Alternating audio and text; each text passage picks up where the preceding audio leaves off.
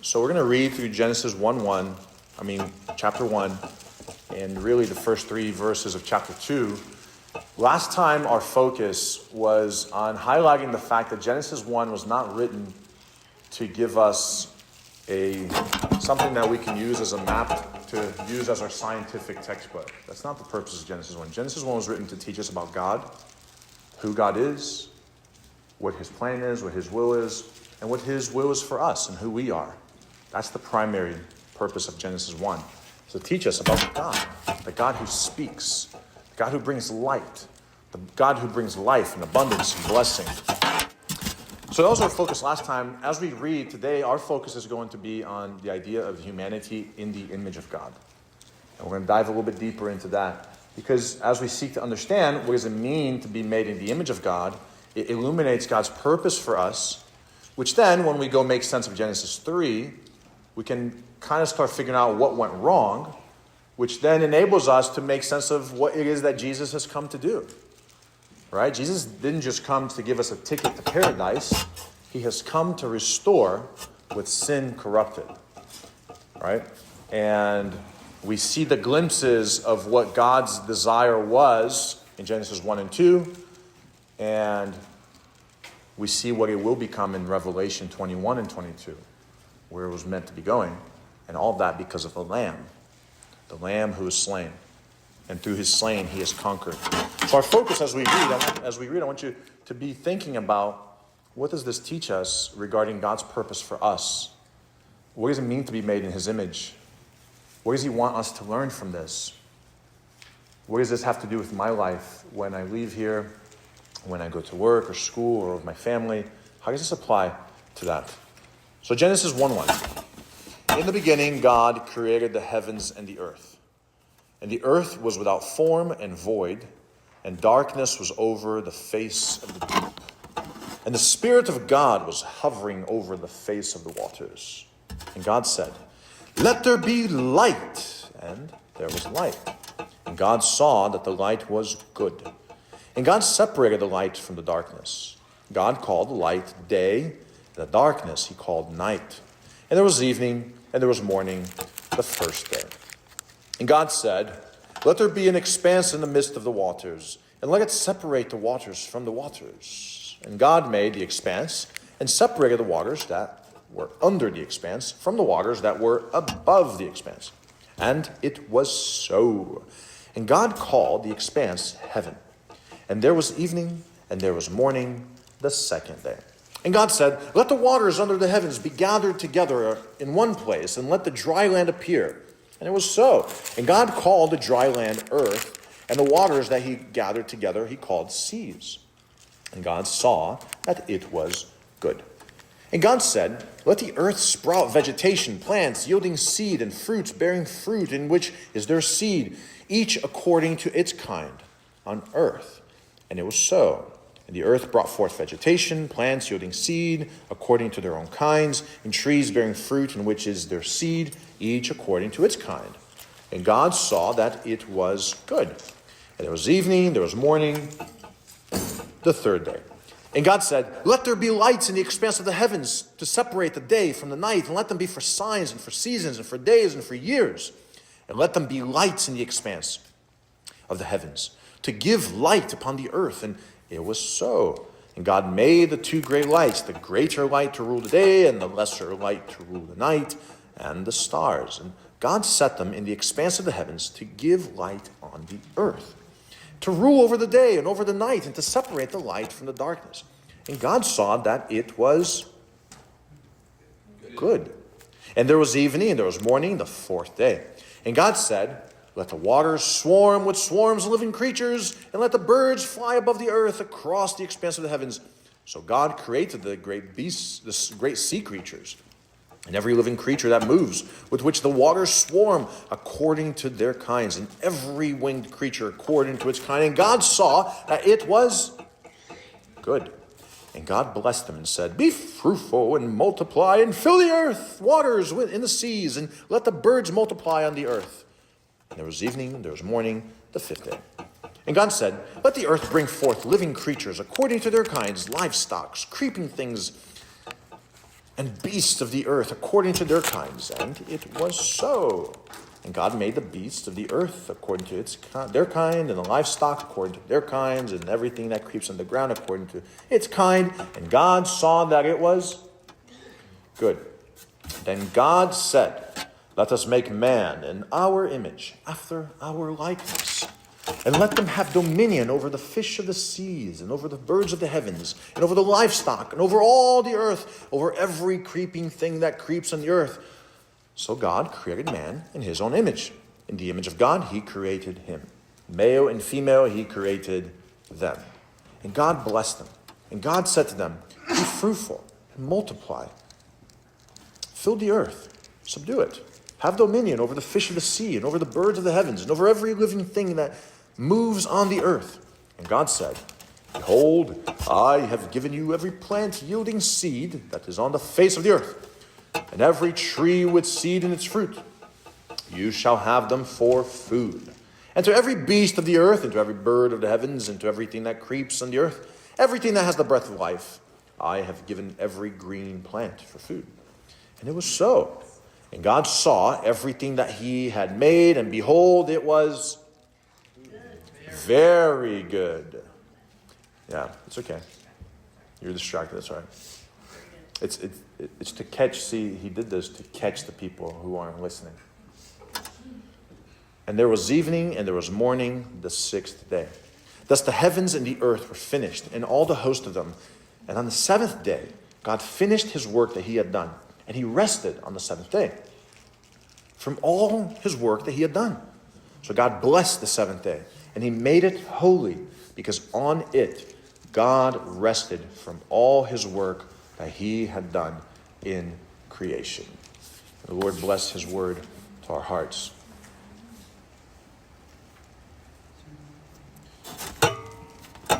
So as I mentioned, Maddox, go sit with Mommy, please. Our desire in reading Genesis, and really our desire in reading the whole Bible, should be, what does this teach us about God? This is God's revealing himself to us, the word of God, through the words of men, to speak to us, to teach us who he is, what his will is for us. And if you notice, in the telling of the story in Genesis 1, there's a constant refrain. And it was good. And it was good. And God saw that it was good 7 times. On the 7th time, it was very good. You see, God was the original 6-7 guy. Right? 6 times something is good. 7, very good.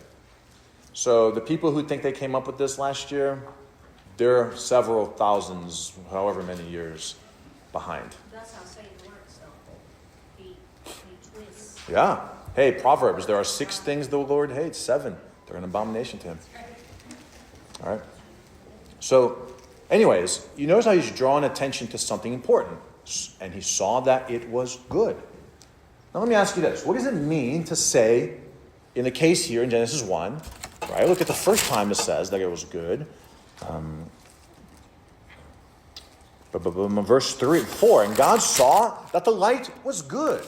And then the same thing happens in verse 10. And God saw that the seas separated from one another, the upper waters from the lower waters, it was good. And the vegetation was good. And the animals was good. What does it mean to say that these things were good? Maybe to start with what it doesn't mean. Okay. It doesn't mean that it was perfect. Okay. In what sense? I think people often have the misconception that when God created everything, it was perfect. Okay. That can't be the case because creation was corrupted. And if it had been perfect, It would have been uncorruptible. Yeah, perhaps. That's good. Well, let's see. There it is. It's good. Right? That's one area of it. And we can actually talk more about that on Wednesday night. Although you're not with us anymore, but that's okay. That's another story. I'd say that it serves the function that it was made for. Yeah, that's kind of what Nathan is getting at. It's not referring to perfect quality. So what is it referring to? It's referring to something to do with function, right? It's not that this thing is bad. It's good, right? Because what does it mean to say a knife is good? Hey, this is a good knife. Does it mean that it behaves well and it brushes its teeth and cleans up behind the ears? That's a good knife? It's good at cutting things. It's good at cutting things. It's good at accomplishing its function. Right? What do I mean to say that the stool I'm sitting on is a good stool? It accomplishes its function. Think about even a car, right? You say, what does it mean to say a car is good? Gets you from point A to It gets you from point A to point B safely and for the most part comfortably. And anything beyond that is kind of irrelevant. If the car could have a bad paint job and you could still say that's a good car. Right? Nathan has this truck that looks like it's falling apart, but it drives well. Right? It's a good truck. Right? You know? Because it accomplishes its primary function. Everything else is kind of secondary to that. Does that make sense? Like you can have a knife that has a weird color and it still be a good knife. As long as it's cutting things. And this is what God is talking about. These things are good because they accomplish the function for which they were appointed. This stupid thing over here. Anyways. Okay. That thing is not good. This is not good. This is not good. It's a bad mic. Mic cable. Very not good. Very not good. There you go. The homeschooling is working out great. It's very good. Think about this. He makes light and he saw that it was good because it accomplishes its function.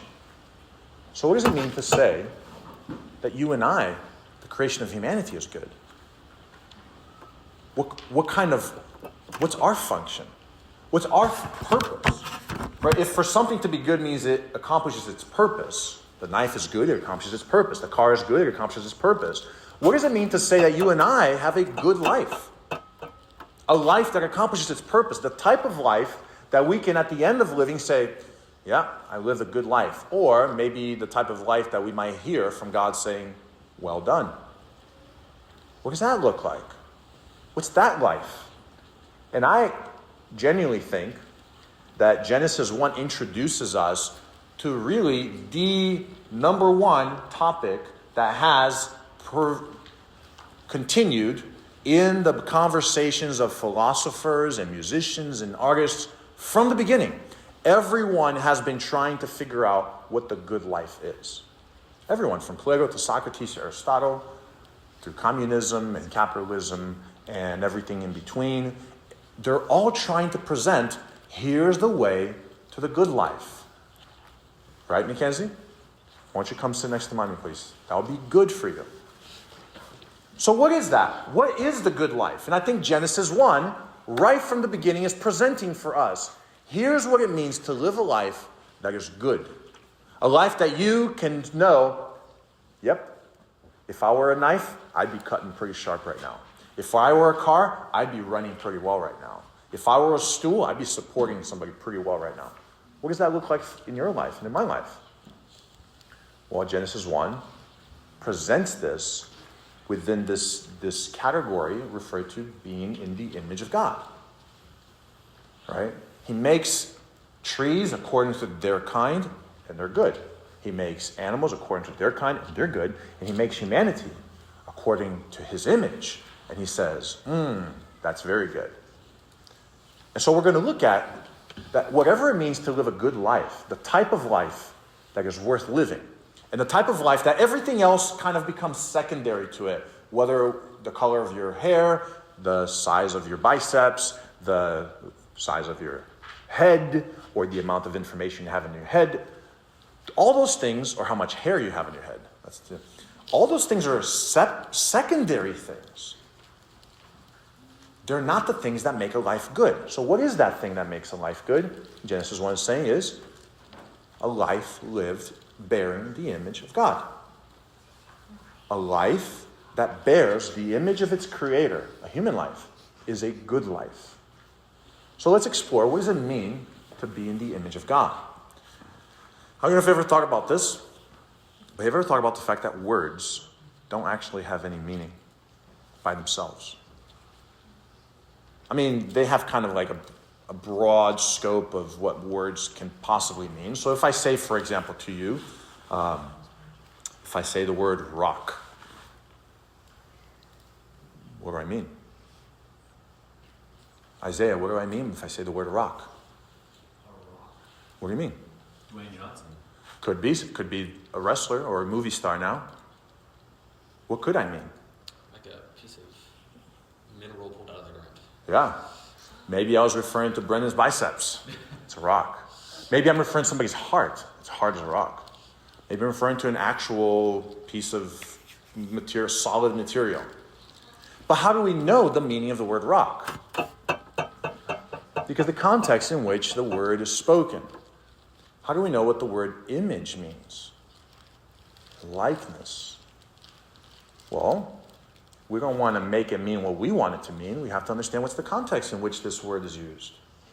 And the context here is the context of Scripture and the ancient world and the Old Testament canon of the Bible. And there's many different, what we could refer to as conceptual fields. Right? So if I were to use the word rock, a conceptual field could be like geology is one of the conceptual fields. The other one could be nicknames for movie stars, The Rock, or wrestlers. The other one could be the quality descriptions of people's biceps, right? And we can go on. Those are conceptual fields. You guys tracking along? Well, there's several, but I think the three primary ones, and we talked about this a little bit on Wednesday. I wanted to go a little bit more that we see in Scripture. Conceptual fields regarding the image, this concept of image. Well, the first one is image is within the field of kingdom, of rulers. That God's image here is describing God's image in humanity for God's kingdom. You see, in the ancient world, and even till this day, it looks different, but you'll be able to figure it out in just a minute. In the ancient world, when a ruler would conquer a land, one of the first things he would do would be to pay somebody or maybe force somebody to make a statue of himself and put his statue right there, put his image. Remember the story of Nebuchadnezzar? He establishes a giant statue of himself. Caesar was very well known for this. Throughout the whole Mediterranean world, even to this day, you can find some still remnants of statues of various Caesars that ruled the Roman Empire. Even to this day. You go to North Korea, Moon, I know you haven't been there, but you know what I'm talking about. Moon's from South Korea. Yeah, he's really from DC, but you go there, and I can't remember what the name of the plaza is, but at the center, there's this giant picture of whom? The dictator. What's his name? Which one? The one now? Yeah, the one now. Kim Jong-un, right? So there's a big picture of him. You go to China, and that square that they have there, the People's Republic, whatever, there's a giant picture of whom? Of the ruler. Mao Zedong, right? It's how I don't keep up with this stuff. The United States makes it to the moon.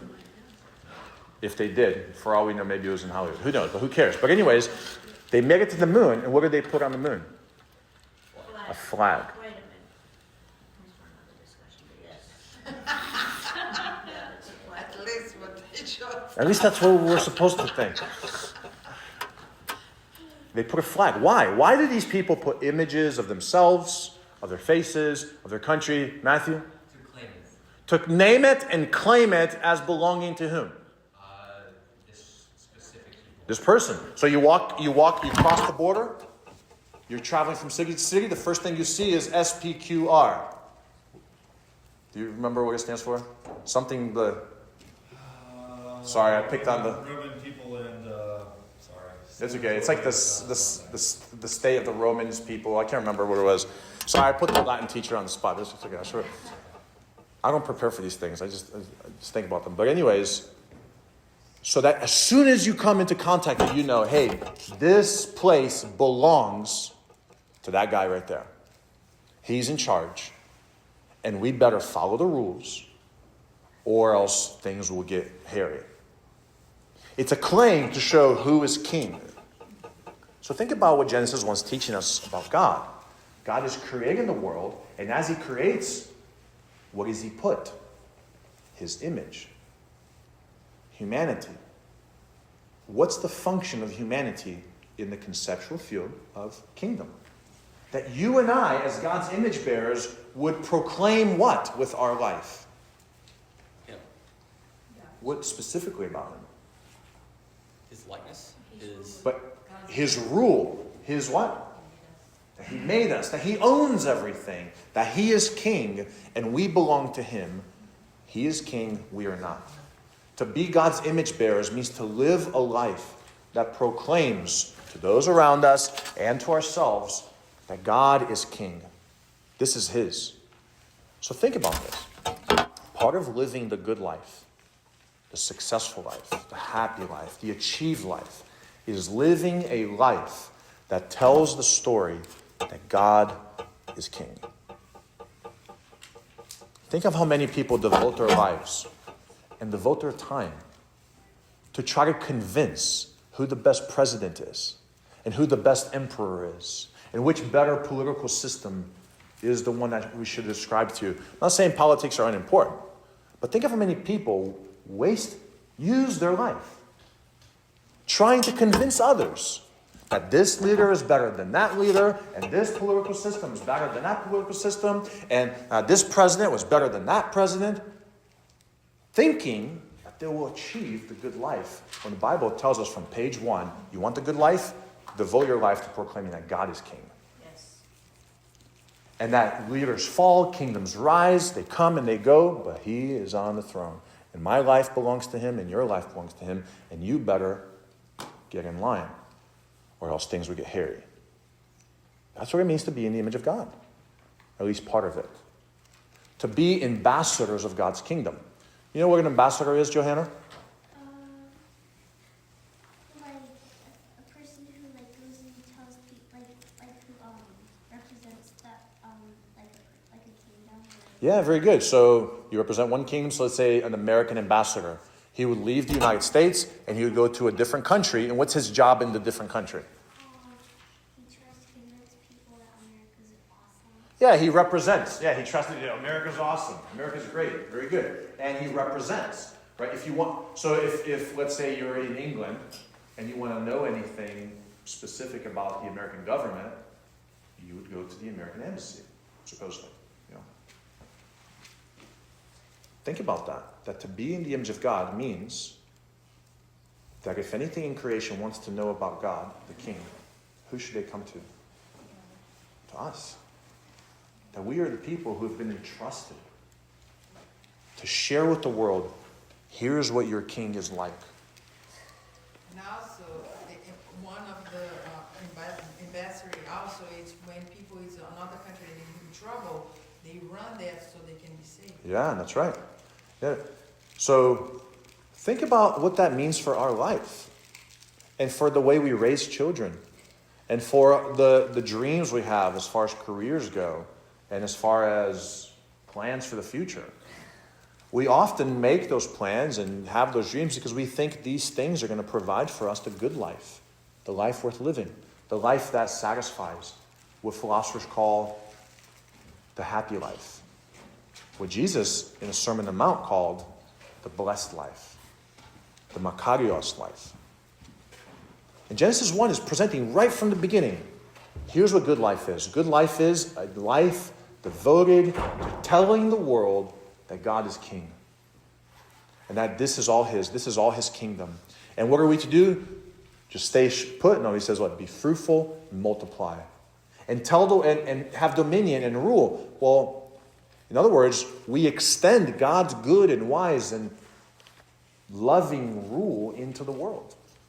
You know, there's many images that the Bible uses to describe God's kingdom and him as a king. But the primary one is that presented in Psalm 23. What's Psalm 23? The Lord is my shepherd. Have you ever thought about that? That the image of shepherd is actually the image of a king? Throughout the whole ancient world and in the Old Testament, good kings were presented as shepherds. Because a good king is not one who rules by force, but one who rules through love and compassion and provides and protects and preserves his sheep. And that's the kind of life you and I are called to live, to demonstrate to the world, hey, here's what God's good and wise and loving kingdom is, and to invite people into it. Right? So, is there anything else about God's kingdom, an image within the concept of kingdom that stands out to you guys that you would like to bring to our attention? Image. Go ahead, Bogey. How does that affect, like, people that aren't Christians or not maybe Christians? Yeah. How does sin affect that? How does sin affect specifically God's image in them? Yeah, so that's a good point. And we're going to talk more specifically about that when we get to Genesis 3. But in just a few minutes, we're going to get to how sin distorts that. Right? Because the reality is that's not how we live. Right? And so, what does that mean? If the good life is attainable only by living a life that bears God's image, it means all other pursuits are vain. Ecclesiastes, they're all in vain. They don't produce the good life. Which then enters Jesus' commission to us. That what we are actually bringing people is not a ticket to paradise, but it's the very thing they've been longing for their whole life. The path to the good life, the abundant life. That's why Jesus says, well, I'm the way, the truth, and the life. He's the thing everyone's looking for. But they're looking in the wrong places. And so they can sense that they are created for the good life, but they're looking in the wrong places. And it's our job as the restored ambassadors, we'll get that in a minute, to share that with people. Well, it keeps them from submitting to his dominion. Yeah, because rather than reflecting God's image, they reflect their own image, or they reflect another man's image, or another country's image, or whatever. Right? They devote their life and their energy to saying, look at this thing. This is what's worth living for, when really we ought to be living what? To point to Jesus, because that's what will bring the good life. Now, of course, we don't have to follow that. We don't have to believe that. But what the Bible is saying, if you want the good life, then this is the way. It's like using Nathan's truck to cut something. Exactly. Yeah, it's like using a knife to try to turn on my TV. You know? Or as a shovel. I might get something accomplished, but eventually I'll get hurt in the process, and I'll break the knife. Right? I might hurt others. And that's what ends up happening in our pursuit of the good life. We're trying to use our life as if it were a mug, and then rather than drinking from it, we're trying to dig with it. Our life was made to reflect God's kingdom. But not just God's kingdom. God's temple. That's the other conceptual framework. In the ancient world, and even to this day, that picture was taken not too long ago. That's over in the Hindu temple, which by the way, there's one being built, if it's not already completed, in like 2 minutes from here, over on Pocomo Road. I think it's a. Well, the locals say Pocomo. We don't have time for the. Come on. Yeah. It's a Hindu or Buddhist, I can't remember. But I can't remember what this one is. But there is one. We went to a Hindu temple in Cary a couple of years, like last year. There's a huge one over there. Right, so this concept of image is what, within the religious concept, you take the image and you place it where? In a temple. Because the temple is the house of the God. And the image serves what function? As a king image, the image proclaims who king is. Within the temple, what's the function of the image within the temple? To give you an object to work, or give you a way to worship the God that's right. Yeah, so it serves as a representation. It makes the invisible God visible so you can worship him. Right? It says, here's what our goddess looks like. Because the truth is, nobody in other religions genuinely think that. They all recognize that those represent the invisible gods. Now, the same reverence and worship that they would give to the invisible God, they give to that. But they know that the invisible God is behind that. Right? And the Bible teaches us those are demons who reveal themselves as angels of light. But think about what that means for us to be God's image bearers. Within the concept of a temple, and really, we'll look at this actually next Sunday, this idea of God rested. Was he tired? Was he out of breath? Why? Because God is creating a temple. He is turning creation into a house for him to live in. That's why he rests. It's a symbol of, I am going to put my feet up, because that's what kings and that's what gods do when they enter their temple. Jerusalem was God's footstool, right? His resting place. And that's what Genesis 1 and 2 are presenting creation as, the place where God lives and dwells and makes his home. And you and I are his images, which means, what's our function?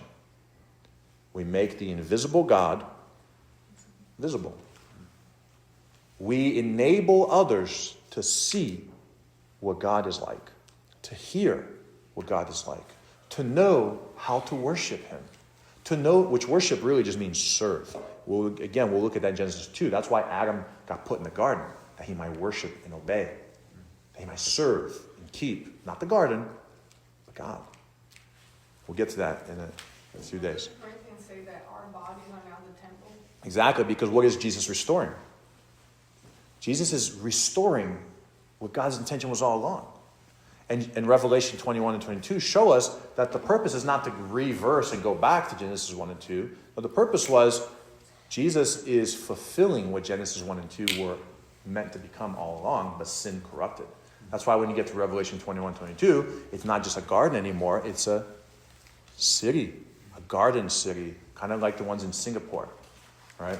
Thailand have those too? Do they have the giant garden cities? Yeah. So think about this. Our job, our function in life, the function that will enable us to live the very good life, is to live a life that makes God visible, that shares with the world, here's what your God is like. In the kingdom concept is God is ruler, God is king, serve him. In the temple concept is come, hear him, listen to him. Here's what he is like. Here's what his will is. Here's how you serve him. And if you're made in his image, that's your function. That's how you will attain the good life, regardless of all the other things. Right? Nathan's truck could, be falling apart, but it drives well. It's a good truck. We need to understand also the way they see God is completely different than us, because the Hindus, we have this conversation early between us here. That's the way they see the Penteist, and what they see God, everything is part of God. Even me, I'm a little piece of God. When I die, I'm going to come back to God. That when you see the difference of vision, that's why God brought a good vision for us. And when you leave those good visions brought to us from God, we go completely wrong to the target. Yeah. I can have hundreds of vision. A dictator believes the good things for him is be the dictator, kill people, oppress the people, and for him is good. Yeah. But that's not the target God brought to us. Or the target should be my son and do the things that I'm doing. Yep. And that's the difference between good and not good, because the vision. Exactly, yeah. God is the source of good. And when we get to Genesis 2, we're going to see this is what Genesis 2 presents as the struggle of life. Will I trust in what God says is good and have access to the tree of life, or will I seek it myself through the tree of the knowledge of good and evil? That's what that is. It's the daily choice you and I have. Right? But think about this, that for me and for you to have the good life, for your children to have the good life, what the Bible is saying, and we could either take it or leave it. The Bible is saying, you want that good life? Then live the type of life that makes the invisible God visible. In your way you speak, in the way you treat others, in the way you live, in the way you take care of your things and your possessions. That's what a temple is, right? It's a place where you come serve God with everything you have. And the whole idea of Genesis being in 7 days, we'll talk more about this, but this idea of the inauguration of a temple. If you look at in Exodus, temples and sanctuaries were inaugurated in 7 days. Priests were inaugurated in 7 days. Why? Because it's drawing us back to this concept that you and I are God's image. That's why the Jerusalem temple had tons of features very similar to temples around the world. But what's the one thing it didn't have? An image. It didn't have an image. Why not? Because we are his image. Right? So think about that. The last one. And this is not a cute picture. You may be unaware of this, but the person who's in that picture is in this room right now. It's Mackenzie. Yeah, it's Mackenzie. Yeah, that's right. The third area that the Bible uses the concept of image is in the area of family. That someone's son bears their image. Adam knew Eve and gave birth to so-and-so, and he was born in Adam's likeness, or Adam's image. Within the Bible and in the ancient world, the concept of image is that you represent your family. You are who you are, not because of you, but because of the family you belong to. So, Simon, son of Jonah, you are who you are based on the family you belong to. To be God's image means to be in his family. God's image for God's family. He's not just this far away God that tells us to serve him, but he is a father that draws us near. We see this right in Genesis 1 already. That God is father. And to be his image bearers means to be his children. And think of in the ancient world, if my father's a carpenter, what do I become? Carpenter. If my father is a fisherman, what do I become? To be in God's image means to participate in the very same function that our Father does. Now, what's God's function? What's our daddy's business? Who is your daddy and what does he do? Older people will get that. That's Arnold Schwarzenegger in Kindergarten Cop. Okay.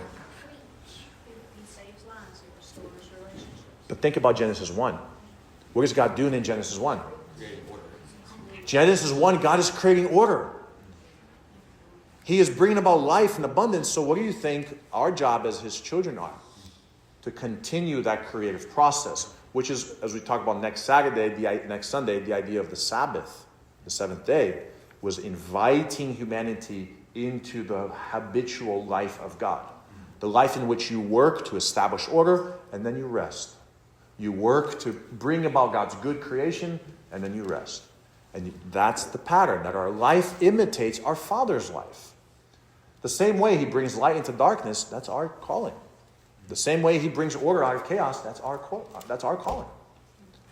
And so think about this once again, especially those of us who have children. We're so pressured to make sure our children succeed in life. And so we think, oh, they got to have a 5-year plan and a college plan and all this and all that. And, right? Mackenzie loves that 5-year plan. It's from a song. But you have so many people with overflowing 401ks, deep, deep pockets, and they're miserable. The Bible from page 1 is saying, the good life is found bearing the image of God. That's what our focus should be. Bearing God's image and teaching our children to do the same. God is king. God is worthy of worship. And God is a father. And we join him in his work. But like Bogey mentioned earlier, that's not what life is, right? Because sin has corrupted things, which is why we need Jesus. Right? You see, so Jesus is not just about buying us a ticket to paradise. He is coming to restore what sin has distorted. Beginning with you and me, which is why Paul says, if you're in Christ, you are what? New creation. It's not just that you've been made new. It's that wherever you are, new creation is walking around. We become glimpses of God's restored future. Just like my favorite place in the world, the Chinese buffet. Right? I don't always get to go there. But when we go to the mall, you know they're giving those free samples, right, at the Chinese place. You just take a whole tray. And I get that, coconut shrimp or whatever. Just a free sample. It's like a sample of, here's what it would be like if I were in the Chinese buffet right now. That's what you and I are meant to be, right? So when I'm spending time with Nathan, it should be, man, this is what it's going to be like in new creation. That's what bearing God's image is. That's why we need Jesus, because he is the image of God, and he is the one through whom you and I can be restored. We don't have time to go in depth. On Wednesday, we'll go a little bit more. This was Paul's primary message, that Jesus has come about at the end of the age to restore, to bring all things to a point and reconcile us to God so that you and I can reconcile, can participate in this ministry of reconciliation. I'm just going to read for you Ephesians chapter 4, verse 17. You don't have to turn there. You can just listen, but if you want to turn there quickly, you can. Ephesians 4, 17.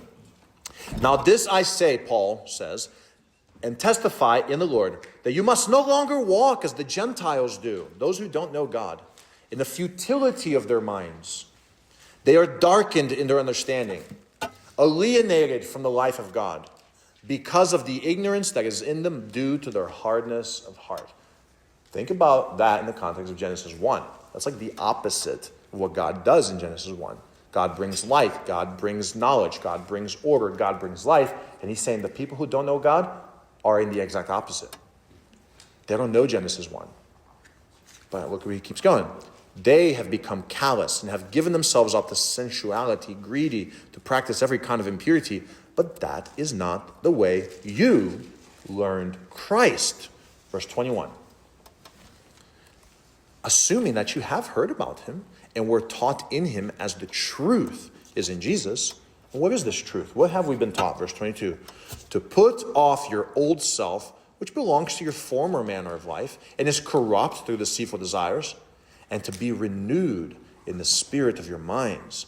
To put on the new self, created after the likeness of God in true righteousness and holiness.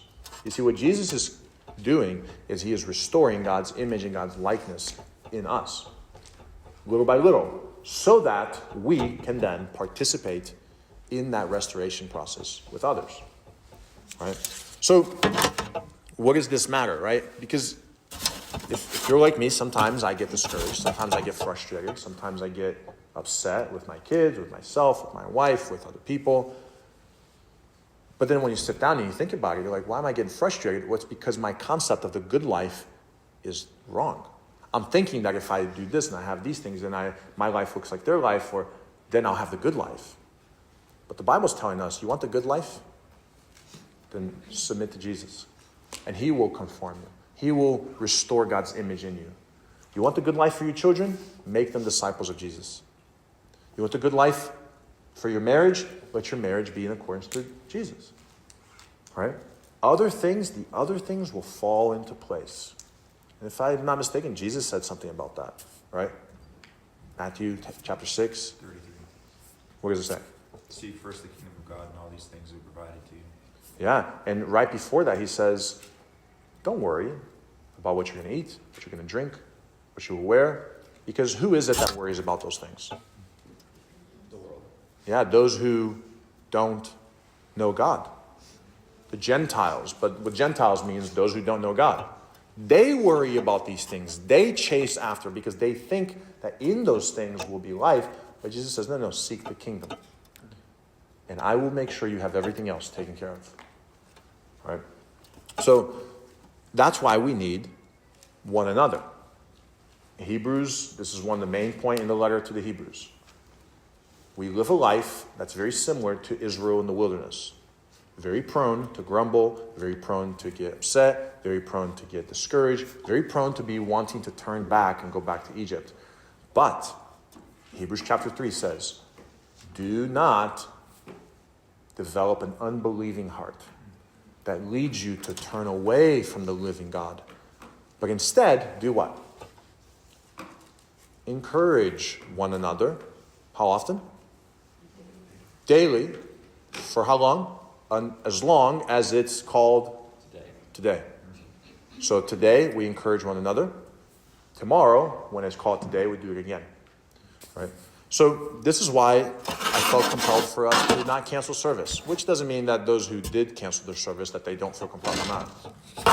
Have no judgment, right? But if we can do life together, and if life together is what points us to Jesus, and if Jesus is what gives us the good life, then should that not be priority?